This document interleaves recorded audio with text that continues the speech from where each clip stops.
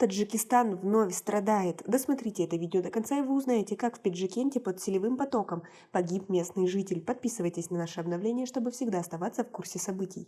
На севере Таджикистана сохраняется риск схода сели. Накануне потоки грязи и камней в Пиджикенском районе обрушились на кишлаки и летние пастбища. Один человек погиб в результате схода селевого потока, произошедшего 5 августа в сельском джамаате Амандара города Пиджикент.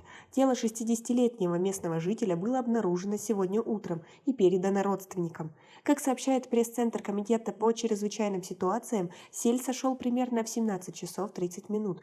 От стихии пострадали и жители Махали Сушанг сельского джамаата и Кишлака Заврон сельского джамаата Шинг. Как вам такие кадры? Свои ответы напишите нам, пожалуйста, в комментарии.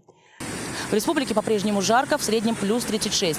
На фоне зноя и дождей в горах есть опасность повторного схода сели. Грязевая масса также нанесла ущерб 29 приусадебным участкам, 10 гектарам сельскохозяйственных земель и 10 километров автомобильной дороги. Один человек погиб в результате схода селевого потока, произошедшего 5 августа в сельском джамаате Амандара города Пиджикент. От стихии пострадали и жители Махали, Сушанах, сельского джамаата Йори и Кишлака Заврон, сельского джамаата Шинг. Это 13-я жертва стихийного бедствия за последнее время в Пиджикенте. 19 июля в Кишлаке Дашти-Кази и летнем пастбище Киштудак Пиджикента сели стали причиной гибели 12 человек, в том числе детей.